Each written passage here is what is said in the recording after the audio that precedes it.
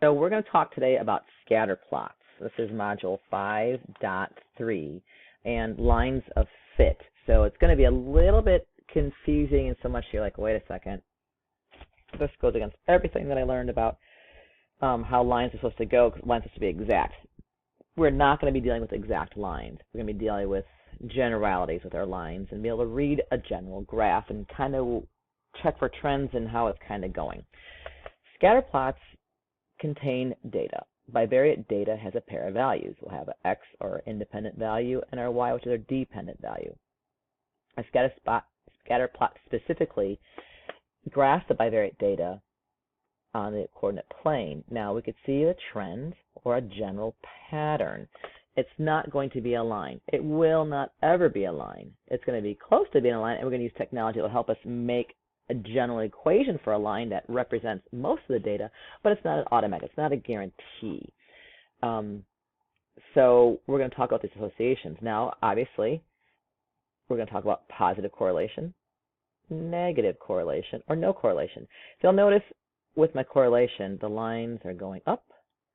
I mean, the dots are going up or going down. I can make a line over here. I don't know what's going on here. Big old fat question mark. So essentially, those are the three types of correlation we'll be dealing with. And sometimes they can be kind of tricky to sort out. Let's take a look at this first problem here. This is in your book. That's on page, well, I don't even know. Hang on. Did I miss one? I missed one. Hang on. Oh, this is the first one. Okay. It's already kind of there. But if I just take a look at this correlation here, what do you think? Just, I don't even care what's going on. I just could tell you this. This is going to be something that's probably trending upwards. Okay. It's probably trending upwards. And it's probably a positive correlation.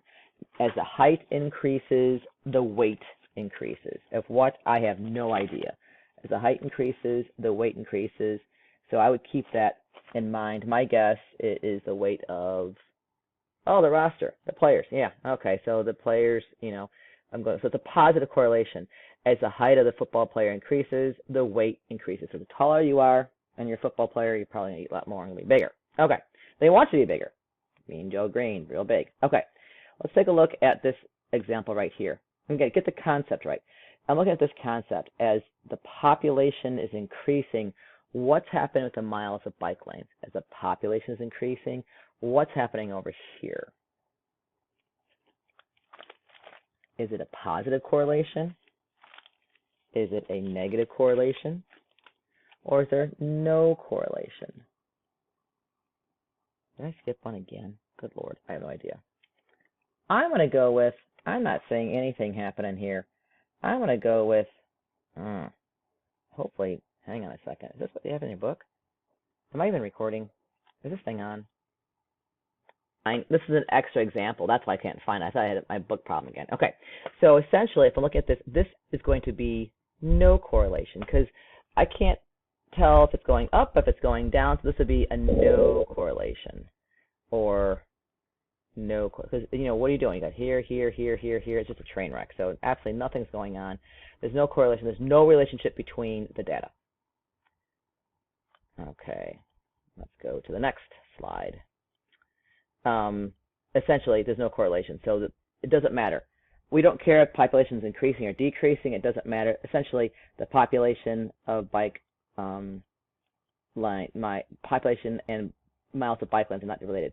So it's saying, essentially, if I read this graph, it's saying as the population increases, there's no relationship to the number of bike lanes that are increasing. Okay, it doesn't mean automatically, oh, gee, you'll have more bike lanes. Good Lord, you probably even have less bike lanes, like in LA. Okay, all right, looking at telephones. This is on page 307. Look at telephones. What do you think is happening here? As the time is going on, what's happening to our landlines? What do you think is happening here? Okay, hopefully you press pause and you figure that one out. Hopefully you found that as time goes on, it's gradually increasing, right? And I would say for sure, it's definitely, in my mind, going down. Yes, is that going down? That is going down, so it's going to be, let me just draw this picture on here, a negative correlation. So it's going to be a negative correlation. So it's correlating negatively. Okay, hang on. Okay. So figure out this next part here. How are we going to make a line? Because we can maybe get a line with that guy up there, but not an exact line, but sort of a line. So how can we actually use a line that can help us understand the data better? Well, you can. You could do that. It's called a line of best fit.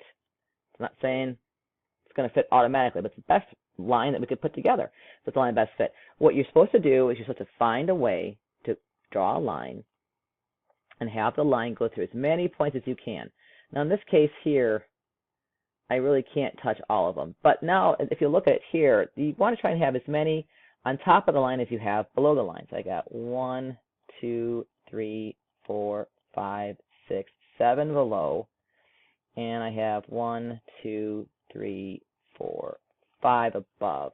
That's probably a pretty good representation. But you want to touch also as many points as you possibly can while having an equal amount above and below. So this is decent enough, but again, you want to try and have as many, you want to try and have it to be 7 and 7 or 5 and 5, ideally, touching more guys. That's the ideal, what you want to be able to do. So you put that line down, then you draw that line, and then you use the 2 points to find your slope, and then to find the B. Okay, I didn't talk about that in there, but find the slope, and then find a potential B. Okay, that's what I'm able to do. So let me put, hang on, I can't find my stupid recording book for this one because it's just way too much typing and writing in color, and out of the color anyways. Okay, so for the equation of line of fit, it's on page 308. It's a little picture of a jet boat, in case you know what that was. So the table shows the average cost of a jet boat in the years after 2000. So the years after 2000. Here, to be very clear, years after 2000, this goes to 2013. Write an equation to represent the data. Okay. Then use the equation to predict the cost of the jet boat in 2025. So we could predict it for 2005 and, because they skipped 2005. Those crazy guys. Why'd they do that? Oh, it's a scatter plot, random stuff, right? So you go ahead and we'll do that. Okay, so now we could put all the points on a graph. Oh, well, I guess they put all the points on a graph for us. Yay, we don't have to do that. So you'll notice they started off in 10,000 increments, 10,000, 20. And however you set your graph up is how you set it up. That is up to you. Then they did it by single units, 1, 2, 3, 4. I just put the numbers in between. So you put the dots in there. It does have a positive correlation, I believe. It's going up from left to right. The slope that we should find will be positive. So you plot a line down. I don't know if I agree with this line as much. It only hit 2 points. I'd be intrigued to see if we actually put this in our graphing calculator, to which we will, and see if it hit more, because they really should be further down. I'll give the book some grace, because it is the book after all, and I'm just a mere 8th grade math teacher. However, I kind of disagree with how they put that on there. I would have touching more points. So they put through here. Okay, so it's close. Next, you write an equation, a line that goes through it. Well, you could pick some data points. They used those 3 data points. They found 2 of those things. You could have picked any of the lines as long as they're on the points. Any of the points as long as they're on the line. Again, I would have had something closer. I generally like to see something further out, like maybe at 11. Are these 11? Are these 10? Okay. Because you want something further out and further in. So like something over here and something over here. Find your slope. Now and this is what's interesting, they didn't even have to find the B. Now, if you don't have your B, that's why they use the point slope form. Duh, Doc M, where's your brain? They didn't use the, you don't have to find your B if you're using point slope form. That's genius, because you don't have to worry about that. So use the point slope form, don't have to worry about finding the B, you put that in, and then this is the general equation of the line. You can see what they did. Here's the point slope form. They put those values in, and there's no B. Nice. But then the B is there. Is it actually there? Is it about 17,000? Is it 8? Is it? Yeah, I don't know. Okay, so use that same general form to predict the cost in 25. That'd be 5 years after 0, right? After 5 years after the start. So you put 5 in for your time, because again, don't forget X is that time. Put that back in, and then you get your solution. Then they want to find out the cost in 2025. Again, 25 is your new X. Put that in, and there's your cost right there.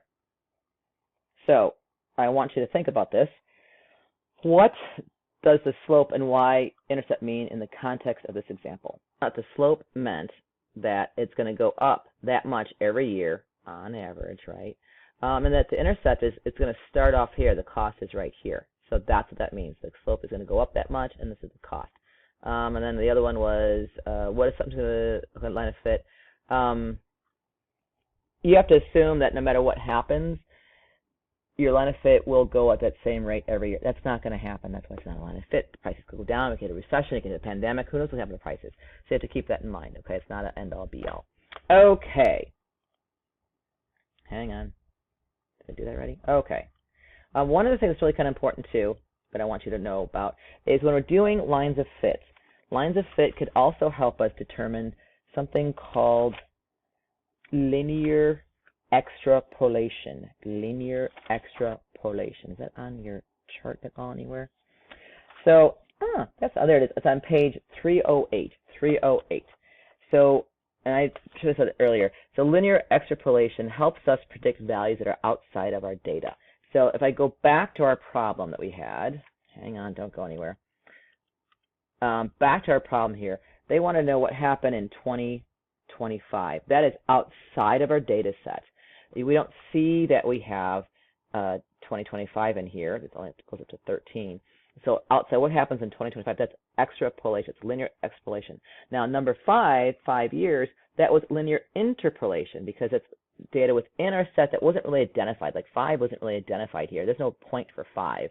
But we could make a guess, the best guess, using this line of fit as to what that would be. So linear interpolation is when we're taking numbers that are within our data set that they're given, like I did 3.5, or if I do 9.5, you know. Extrapolation is outside of that, 13, 14, 15, 16, beyond the table chart or beyond the numbers that we have. So, is that it? Is that all we're going to talk about with this? 12 minutes of fun? Yes. Actually, go do the check right now. Okay, do the check. Do the check. All right, hang on. Here is the graph for part A. And I'm going to try and take my ruler and use that as a line of fit here. I'm going to try and touch as many points as I can. There's a lot of factors involved. The thickness of the dots.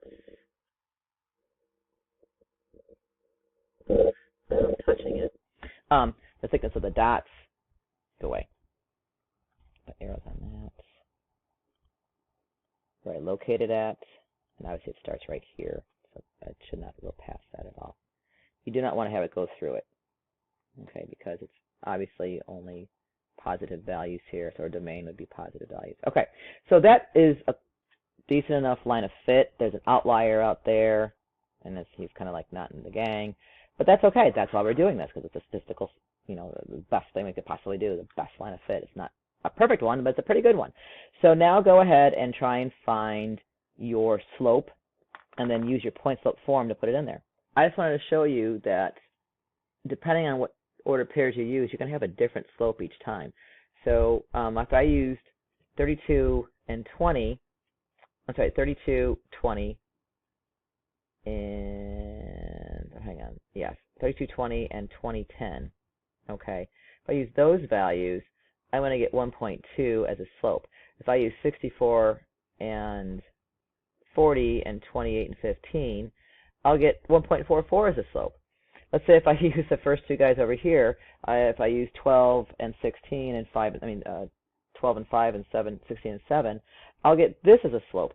So understand that your slope it's not going to be perfect, okay?